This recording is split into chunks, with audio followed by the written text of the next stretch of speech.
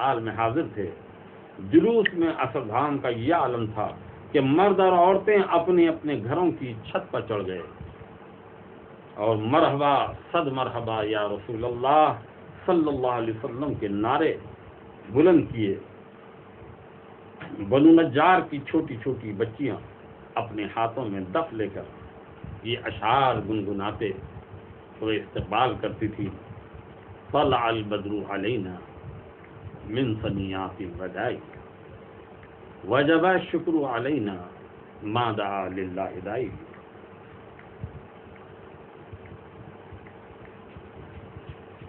دیکھو ودا کی کیا کہہ رہے ہیں؟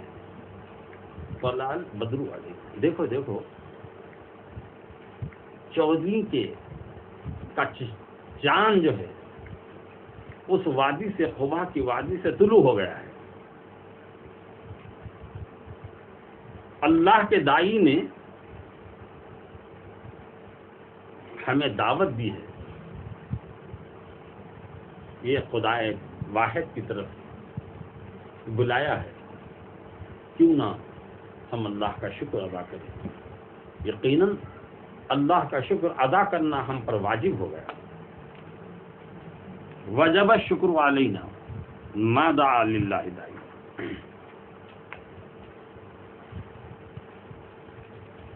لوگ مسرت سے جھوم رہے تھے، ہر چہرے پر مسکراہٹ اور شادابی کی لکیریں نمودار تھی، در و دیوار سے نوری کرنیں پھوٹ رہی تھی، ہر طرف انوار و تجلیات، رحمت و نور کی موصولہ دھار بارش ہو رہی تھی۔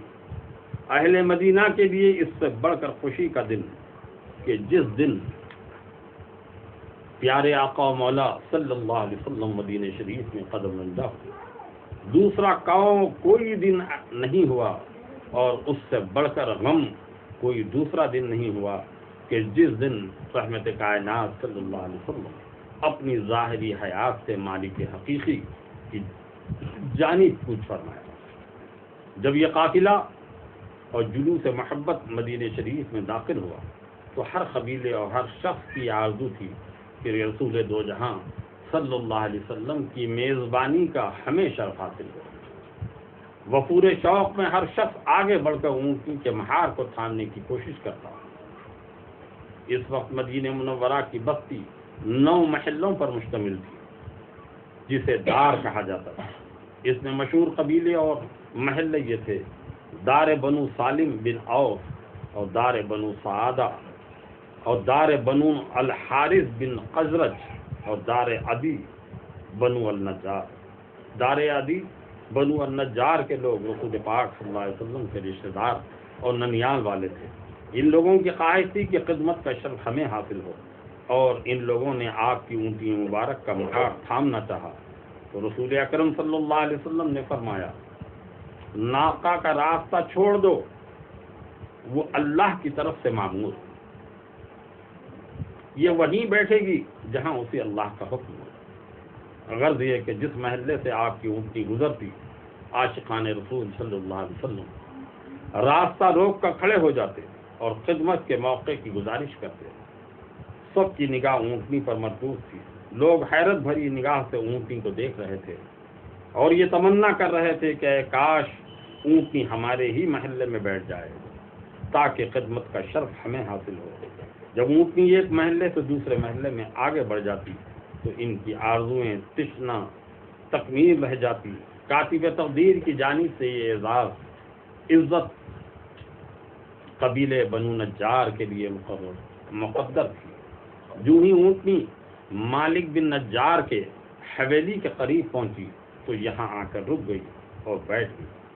اونٹنی اس جگہ آ کر بیٹھ گئی جہاں آج کل مسجد نبوی صلی اللہ علیہ وسلم کا دروازہ مقدس۔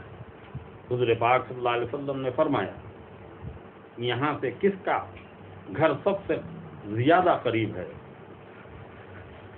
تو حضرت ابو ایوب خالد بن سلطان انصاری رضی اللہ تعالیٰ عنہ آگے بڑھے اور عرض کیا، یا رسول اللہ صلی اللہ علیہ وسلم، میرا گھر سب سے قریب ہے، کیا میں اونٹنی سے سامان اتار کر گھر لے جاؤں؟ میرے آقا صلی اللہ علیہ وسلم نے اجازت دی۔ اجازت کا ملنا تھا کہ حضرت ابو ایوب انصاری رضی اللہ عنہ کے خوشی کا کوئی ٹھکانہ نہ رہا. ان کے سراپا سے مسرت و شادمانی نصیبے کی ارجمندی کا اظہار ہو رہا تھا. انہیں ایک عظیم لازوال اور یادگار خدمت کا شرف حاصل ہو رہا تھا. وہ شرف میزبانی حاصل کر کے صبح قیامت تک کے لیے کلاه افتخار اپنے سر پر رکھنے جا رہے تھے. اور حقیقت یہی ہے کہ کائنات کے مالک و مختار فخر رسول اللہ صلی اللہ علیہ وسلم کی میزبانی کے شرف نے انہیں چند لمحوں میں عزت و سعادت، فضیلت و کرامت کے عرش کمال تک پہنچا دیا. تاریخ مدینہ اور مدینہ منورہ میں آمد رسول صلی اللہ علیہ وسلم کے ذکر کی صورت میں قیامت تک کے لیے زندہ ہو گئے. جب تک حضرت ابو ایوب انصاری رضی اللہ عنہ کا ذکر نہیں ہو جاتا تاریخ مدینہ مکمل نہیں ہوتی. میزبانی رسول صلی اللہ علیہ وسلم کی برکت سے قدرت کی کرم نوازی نے انہیں رفعت و بلندی کی منزلوں تک پہنچا دیا جس کا وہ تصور بھی نہیں کر سکتے تھے. اس طرح وہ مقام جو کبھی یثرب تھا، یعنی بلاؤں اور بیماروں کا مسکن تھا، امام الانبیاء صلی اللہ علیہ وسلم کے قدوم پاک کی برکت سے مدینہ شریف اور طیبہ و طلب حسن عقیدت اور وارستگی عشق کا اظہار لوگوں نے کیا. ان کے قدم پر میں نثار جن کے قدوم میں ناز نے اجڑے ہوئے دیار کو رشک چمن بنا دیا. ان کے قدم پر میں نثار جن کے قدوم ناز نے اجڑے ہوئے دیار کو رشک چمن بنا دیا. آج کل بہت سے لوگ اعتراض کرتے ہیں کہ یہ سنی لوگ جلوس نکالتے ہیں، یہ بدعت اور غلط ہے. اب ذرا غور کرو، جلوس نکالنے کا واقعہ اچھی طرح واضح ہو کر سامنے آ گیا کہ جب آقا و مولا صلی اللہ علیہ وسلم اونٹ پر سوار ہیں تو آپ کے استقبال کے لیے ہزاروں کا مجمع باضابطہ لوگوں نے اپنے آپ کو تلواروں اور خوبصورت لباسوں سے آراستہ کر لیا. بچیاں دف بجا رہی تھیں، عورتیں، بچے اور مرد چھتوں پر چڑھ کر سرکار کی آمد مرحبا کا نعرہ لگا رہے تھے. مدینے کے در و دیوار سے نور کی کرنیں پھوٹ رہی تھی. فرحت و مسرت کا سما بنا ہوا تھا. جھنڈے لہرائے جا رہے تھے. یہ جلوس نہیں تو کیا ہے جس کے قائد خود مختار کائنات صلی اللہ علیہ وسلم تھے.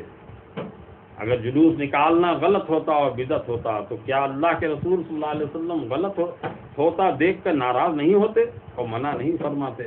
جب حضور نے منع نہ فرمایا تو کون ہوتا جو جلوس نکالنے کے لیے بدعت و شرک کا فتویٰ دے رہا ہے؟ آقا کی آمد، خوشی کا اظہار، مسرت کا اظہار. جب آقا و مولا صلی اللہ علیہ وسلم کے غلاموں نے آپ کا استقبال کر کے آپ کے سامنے کیا اور اللہ کے رسول نے منع نہیں فرمایا تو پھر دنیا کے کسی شخص کو کیا اختیار ہے کہ وہ منع کرے؟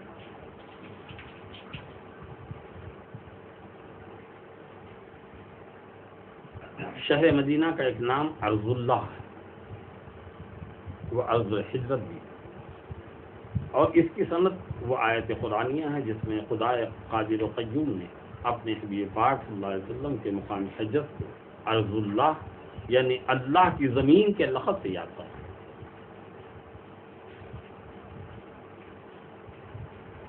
اور ایک نام ایمان بھی ہے، اور اس کی وجہ تسمیہ وہ حدیث رسول ہے جس کے راوی حضرت انس بن مالک رضی اللہ تعالیٰ عنہ روایت کرتے ہیں کہ رسول خدا صلی اللہ علیہ وسلم نے ارشاد فرمایا کہ ایمان کا فرشتہ جو ایمان والوں کے دلوں پر ایمان القاء و الہام کرتا ہے، وہ فرشتہ کہتا ہے کہ میں مدینے کا رہنے والا ہوں اور میں ہرگز مدینہ چھوڑ کر نہ جاؤں.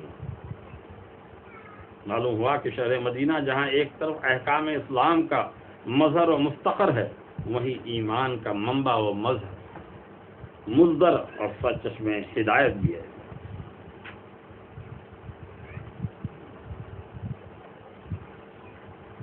یہی وہ کرم نواز شہر ہے جہاں بلا امتیاز حسب و نسب نسل و رنگ و نسل و ذات برادری، نیک و بد سبوں کی ناز برداری اور غم خاری کی جاتی ہے۔ ہر آنے والا اپنا ہو یا بیگانہ، غریب ہو یا امیر، اجمی ہو یا عربی، ہر ایک کو پناہ دیا جاتا ہے اور اس کے ساتھ محبت کا برتاؤ کیا جاتا ہے۔